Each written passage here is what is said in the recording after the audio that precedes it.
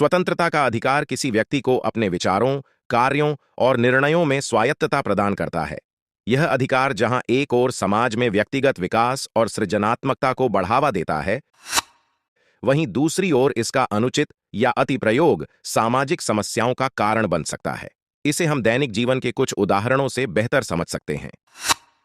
नकारात्मक परिणाम, negative outcomes. 1.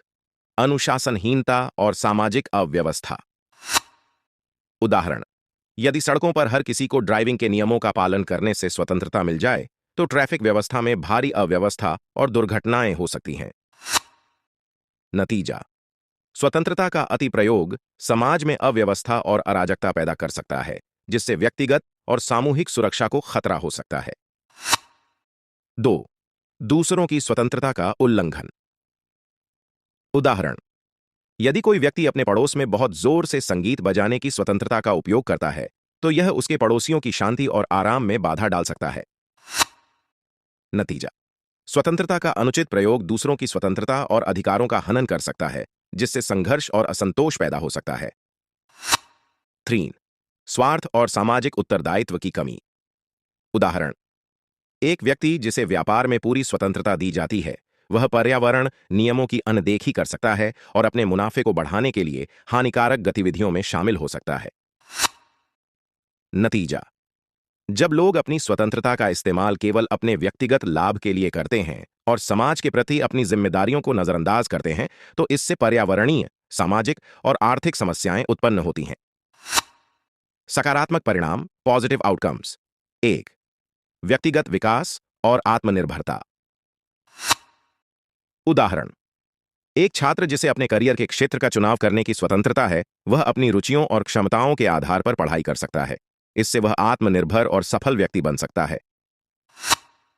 नतीजा: जब व्यक्ति को अपने निर्णय लेने की स्वतंत्रता दी जाती है, तो वह अपने जीवन में बेहतर परिणाम प्राप्त करता है।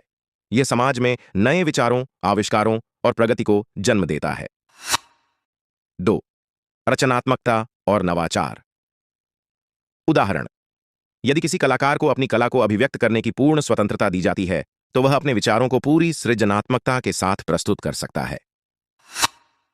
नतीजा: स्वतंत्रता से लोगों को अपनी रचनात्मकता को उजागर करने का मौका मिलता है, जो समाज में सांस्कृतिक और आर्थिक विकास का आधार बन सकता है। 3. व्यक्तिगत अधिकारों की रक्षा। उदाहरण: जब लोग स्वतंत्रता का अधिकार रखते हैं, तो वे अपनी धार्मिक, भाषाई और सांस्कृतिक मान्यताओं का पालन कर सकते हैं, चाहे वह बहुसंख्यक समाज के विपरीत हो। नतीजा: यह विविधता और सह अस्तित्व को बढ़ावा देता है, जिससे समाज अधिक सहिष्णु और समृद्ध बनता है। निष्कर्ष: स्वतंत्रता का अधिकार सकारात्मक और नकारात्मक दोनों परिणाम ला सकता है। यह व्यक्ति और समाज को सृजनात्मकता, विकास और समृद्धि की ओर ले जा सकता है। लेकिन इसके अनुचित या अतिप्रयोग से सामाजिक अव्यवस्था, संघर्ष और असंतोष भी उत्पन्न हो सकता है। इसलिए स्वतंत्रता का प्रयोग जिम्मेदारी और सामाजिक नैतिकता के साथ किया जाना चाहिए, ताकि सभी के अधिकारों और स्वतंत्रताओं का सम्मान हो सके।